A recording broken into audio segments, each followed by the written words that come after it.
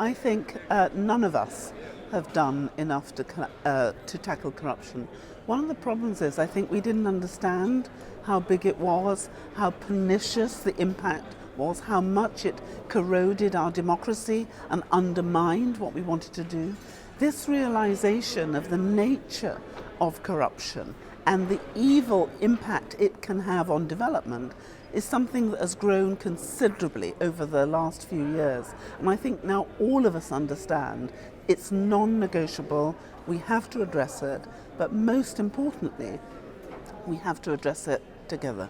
I think one of the things that's absolutely critical in the Commonwealth is for us to be respectful of each other and to appreciate that this isn't something that affects just one of us and not others.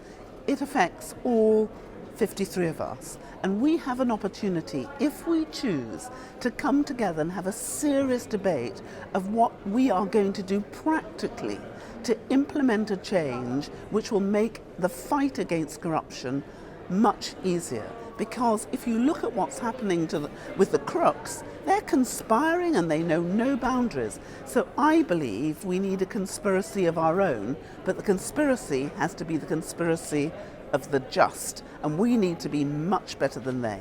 Well, I think one of the wonders of the Commonwealth is we are a constellation of countries who come together voluntarily. We have common language, we have common values, we have common law.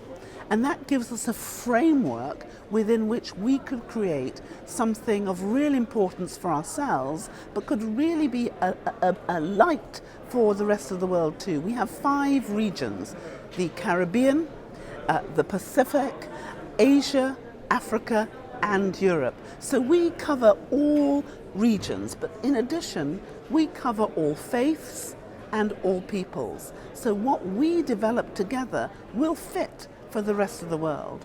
And the beauty of the Commonwealth is because we are voluntary alliance of nations, we are not as rule-bound as perhaps the UN or the Council of Europe or others. So that flexibility, I think, will give us a real advantage. And we don't think we can solve all the problems, but we can be the pathfinders for change. Women and equality issues are hugely important to me, as is COP21. You will know that climate change has been spoken about as an existential threat, but many people think of it as an existential threat for the future.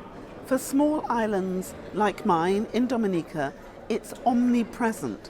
We were struck by Storm Erica on the 27th of August. It destroyed and affected 90% of Dominica's GDP. It cost us £500 million, that's $500 million, I beg your pardon. So that infrastructural damage was really real. We need to address COP21 with real energy and commitment, and I hope the heads will find a way to come to a united position so that when they go to Paris, we will speak with one voice.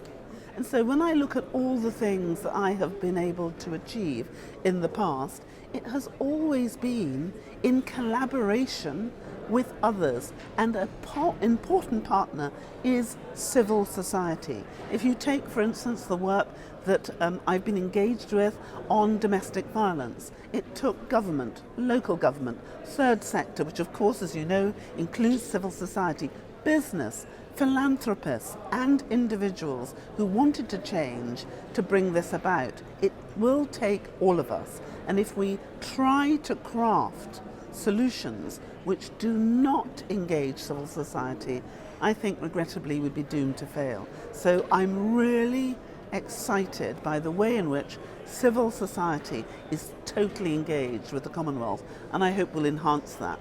Well, I certainly hope that we will do much more to guarantee and support equality for all our citizens.